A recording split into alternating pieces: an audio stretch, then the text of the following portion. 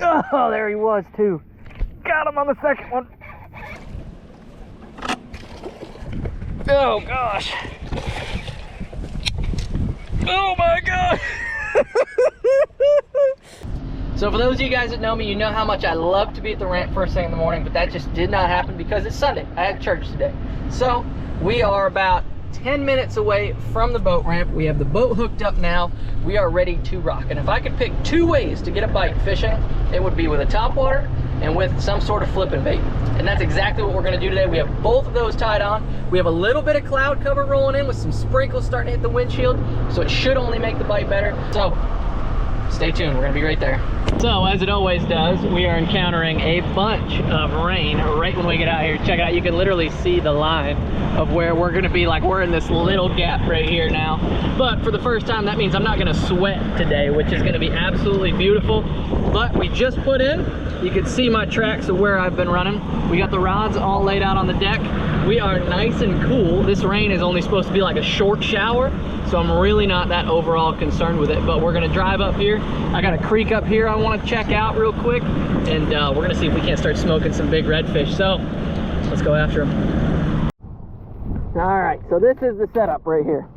This is what we're gonna do our damage with. This is a 7.6 heavy action flipping stick by Arc Essence, and then we have a 8-to-1 gear ratio reel, 20-pound Cortland fluorocarbon, and then on the business end of this, just a big nasty jig. And you can see this is not your traditional redfish baits, but that's what we're going with. So we're gonna start fishing our way through here. We got to get up into here a little ways and find the juice before they probably, before we probably run into them. But we can fish our way up into here. All right, so experimental creek number 1 is looking like a bust.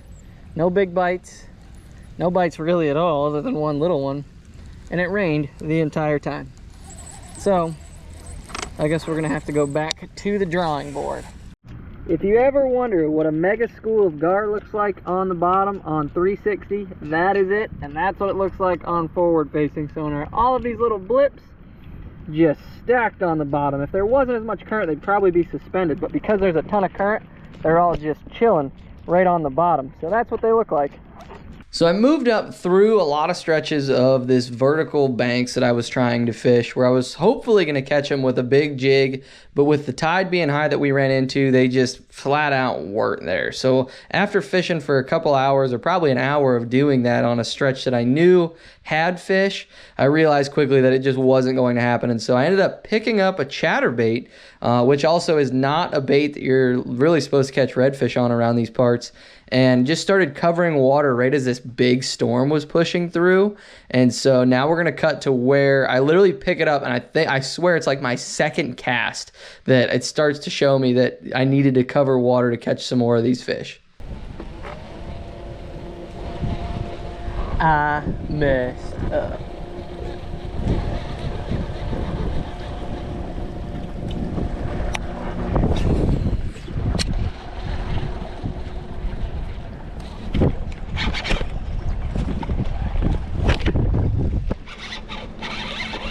Oh gosh.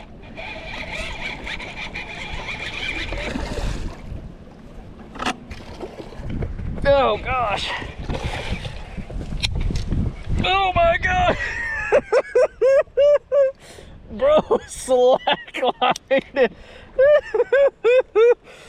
God dang. Dude, that's like the most ferocious bite ever. Straight braid, and I can't even move the sucker. Boom! Okay, so the flipping bite might not be on, but maybe the chatterbait bite is. I will take it. I will take that. Gotta get the net out, gotta get the net out, gotta get the net out. Big old redfish. Oh yeah. Oh, check that baby out. Oh, that's just a pretty fish. Tell me that isn't like the coolest bite ever. Look at that, tungsten Evo right in the corner of the mouth. Look at that, you can even lip them just like a bass. Look at that, we got a rainstorm moving in on us. Big, beautiful redfish. Oh, that's sweet. Oh, that is sweet. Oh, that's even photo worthy. We got to get a picture of that. All the boys at work that say redfish hate chatterbaits around here, are they wrong? Let's pop that baby out. Let's get him back. Oh yeah. Oh yeah.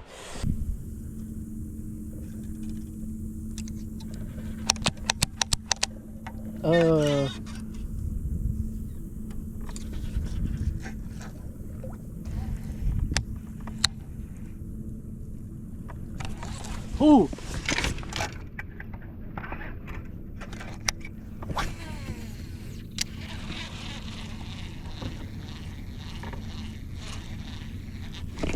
Oh, there he was too. Got him on the second one. Oh, biggin.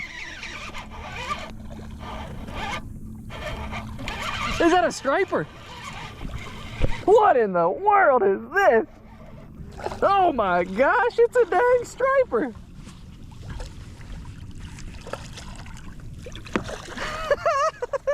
Everything eats a chatterbait. Everything eats a chatterbait. Ah, nothing is safe. Nothing is safe from an Evo. Oh.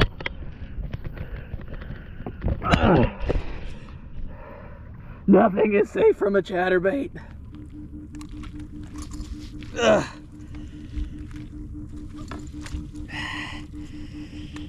Somebody's calling me right now too. Buddy! What was that? You gotta hear this. I am smoking them. I'm also filming a YouTube video right now, so you might be featured in it. I'm holding like a 25-inch striper that just smashed a chatterbait. Oh my god. Big old freaking striper on an Evo. Ooh. Gotta get the release without getting bit by anything crazy. You're supposed to swim away. Swim! Be free, striper. Dude, this is crazy. This is crazy.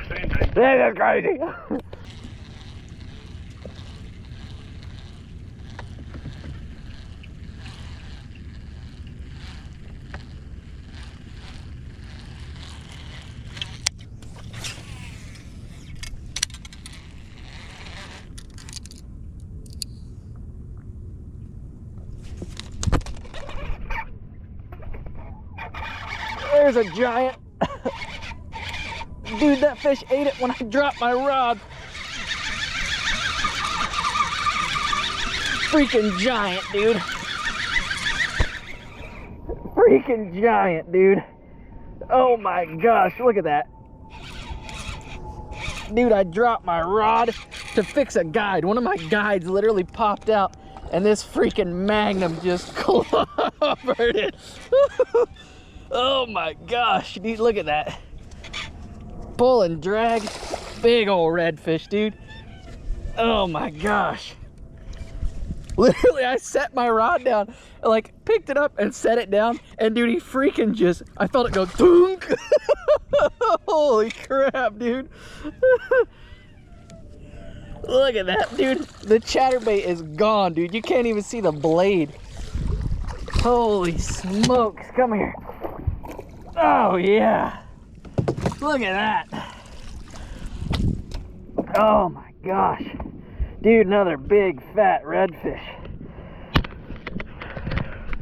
Let's take that on. Dude, check this out. Ugh. Oh, let's get the net out of the way. Dude, look at that big old chatterbait right in the face. Dude, it doesn't get any better than that right there. Oh my gosh, dude, absolutely hammered it. Oh, look at that. Dude, catching them on bass tackle. Look at that. Look at that beauty right there. Oh man. All right, let's get him back. See if we can get a cool release shot.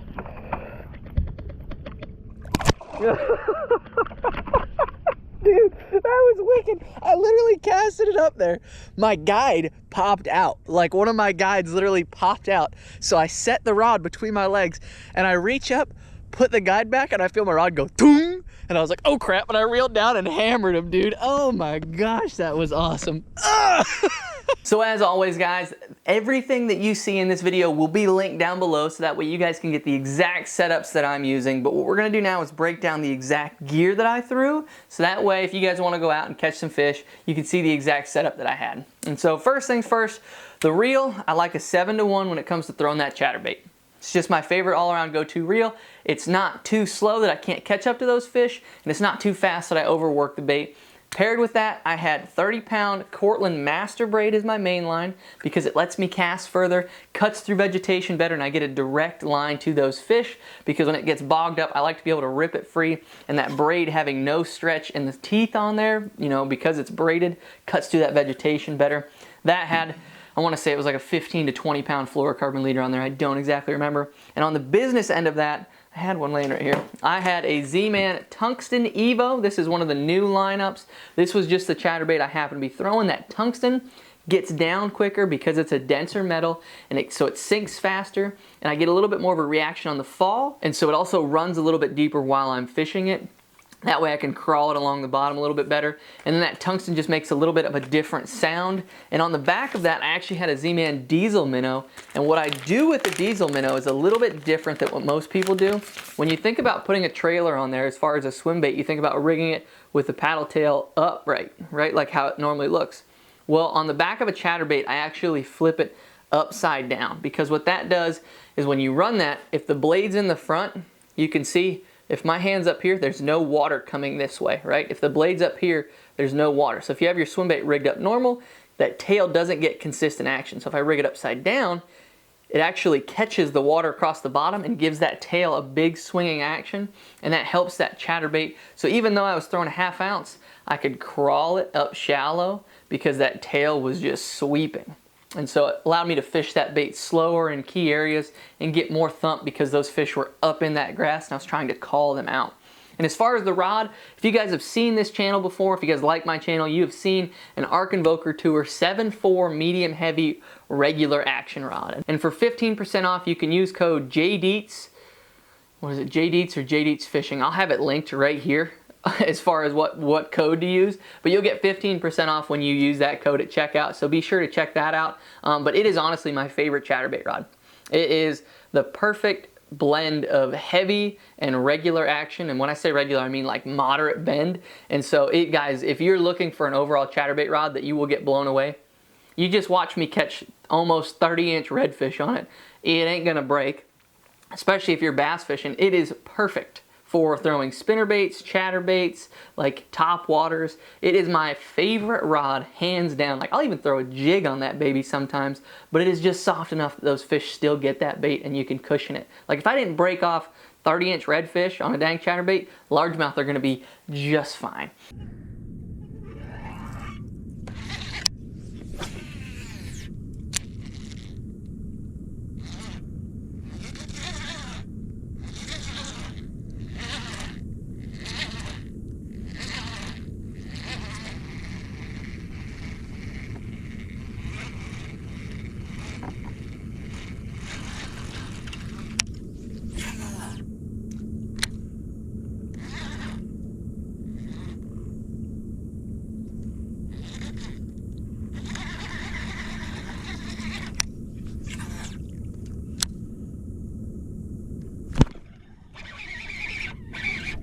Scope that joker.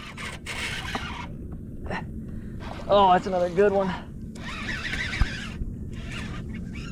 Freaking big one, dude. Scoped him. Literally saw him, scoped him.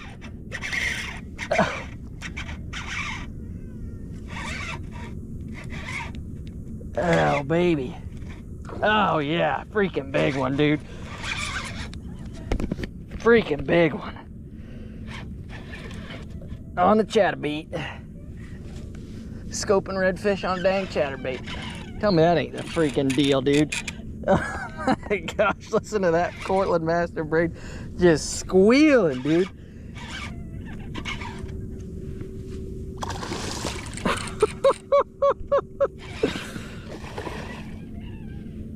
The gators are coming in from all angles.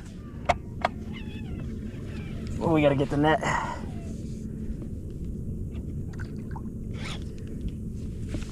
Oh, come here. Biggin', dude. Oh, biggins. Look at that one. Oh, that's wicked. Look at that one. Another just freaking fat, healthy redfish on a chatterbait, dude. Look at them. Oh, I love their tail. I just love it. Oh, oh, biggins. Look at that. Dude. That is the fish right there. Oh, look at that. That is just absolutely beautiful. We're gonna get them back before those gators make their way down here. But we're gonna just dunk them right in. Away she goes. Bam! That's what I'm talking about. High five. Ugh. Look at that chatterbait, dude. Dude, that sucker has seen better days. I literally looked over on the scope and I could see this fish just nose down sitting off this point, and I literally threw the chatterbait over there. It hit the bottom. I vibrated it once. Toonk! Dude, just smashed it. Oh.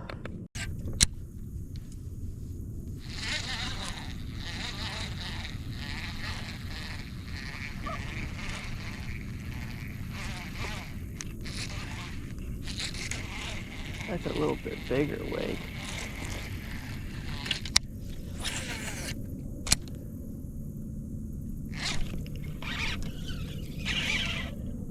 There he is.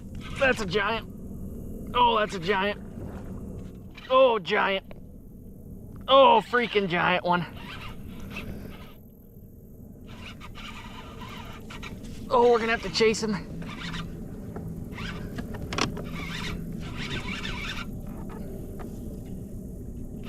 Freaking biggin'. Freaking big one, dude.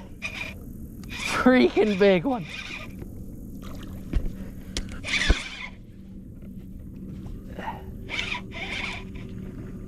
Oh, dude, biggin'. Freaking big one, dude. He's taking drag like crazy. Oh my gosh, dude. Freaking tank. Freaking tank. Look at the size of that one, dude. Oh my gosh. Freaking giant.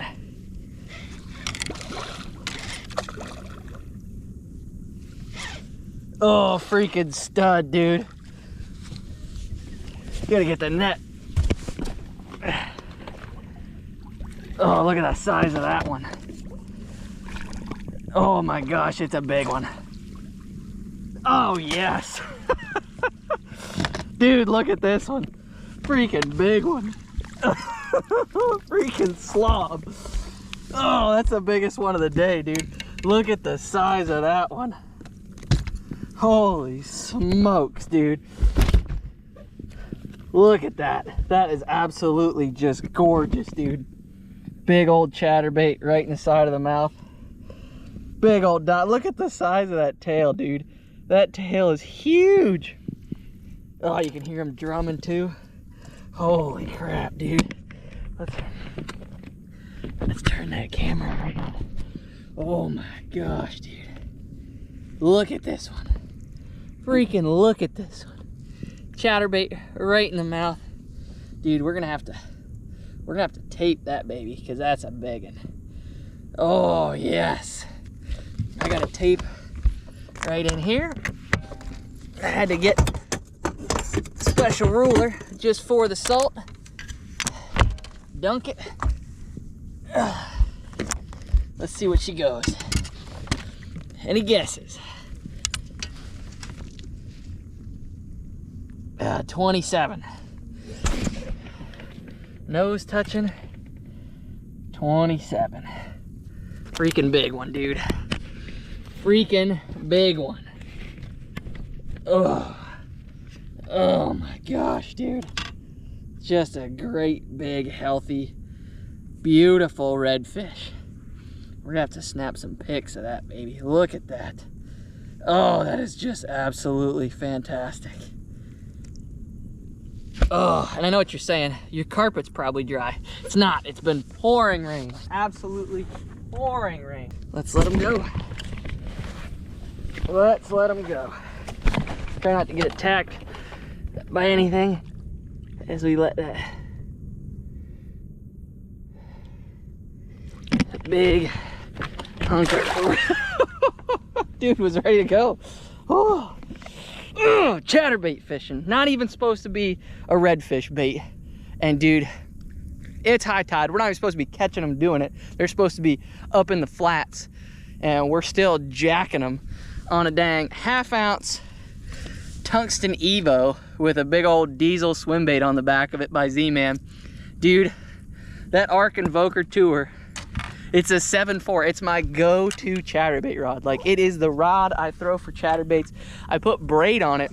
I put 30-pound Cortland Master braid to be able to cast a little bit further because it's a thinner diameter, and then to like horse some of these fish through that grass. And dude, it has been absolutely a dream fishing this chatterbait. Dude, look how beat up this thing is. I've been throwing it through literally everything. This is Jesse Wright's color. It's called, what is it? The Wright stuff on the back of it, the diesel middle. And dude, I'm like shaking. That was epic, dude. As soon as I pitched it over there, I hopped it once. It was like, doom! Sucker just slacklined it. That's what I love right there, dude. We still got, it's only 6:30 right now. We're gonna get up and keep fishing our way back out through here. The key was, I got up into some of these flats that really got expansive, and I just couldn't fish enough of it. Like, they got too far in there. And so I get back down in here where some of these cuts are a little bit tighter, a little narrower, and they're a little bit steeper, and they don't go as far back, and that's when I started getting bit again. So we're gonna get back up on the front deck. I see a guy poling up here ahead of me, but we're gonna get right back up here.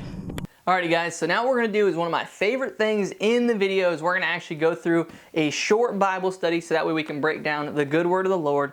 And today what I wanna talk about a little bit is frustration. So we're going over how to read the Bible in our young adults group at church. And our minister or our pastor said a quote that I can't get out of my mind. And she said, frustration is a good thing. It means you're growing. And where's the actual one? It says frustration. This is the exact definition she gave us for frustration, was frustration, the place of not knowing something and knowing something. So you're in this in-between. So when you don't know something and when you know something, everything in between is frustration. That entire period is that you're mad. It's because you don't fully understand what's going on. But as soon as you get it, you're like, oh, okay. Whether it is in a relationship, whether it is working on your truck, whether it is at your job, whether it is school. Think about every time you've ever been frustrated, it's because you didn't know what was going on. But as soon as you knew, you felt at peace. The Bible is the exact same way, and that's what she wanted to teach us was when you're reading the Bible, when you're going through something in life, when you're trying to understand what your purpose is in life, that frustration you're feeling, it's a good thing. That means, A, you're trying to figure it out, and you just don't know it yet. But the more you search for the answer, the better off you're going to be, because as soon as you figure out that answer, that's when the frustration is going to cease. And so reading the Bible and trying to understand how it relates to our everyday lives is the exact same way. That frustration we feel when we read a passage, when our pastor is talking about something, whether we're going through something in life we know we shouldn't be going through, but we are, we get frustrated. But we have to understand that that's a good thing. And when we understand why God did what He did, whether it is in our life, in the Bible, what we're hearing, there's a reason for it. And even though we get mad and we get upset, we have to understand that, man, something's happening for a reason. You know, whether it's the death of a loved one. As you guys know, I had a couple of deaths recently that, man, they rocked my world. And they happened for a reason. I still don't know. And that frustration I felt toward that, man, it ate me up. But there's a purpose for everything, guys. And I love our God. And I know that He has my best interest at heart. And as soon as I accept that, I know that eventually an answer will be revealed and that frustration will be released. And so that's what I want to urge you guys to do, is think about the frustration you're going through and try to look for the answer inside of that question instead of just getting upset. So if you haven't already, be sure to hit that like and subscribe button to follow the regular content. But God bless every single one of you guys, and I can't wait to see you guys in the next video.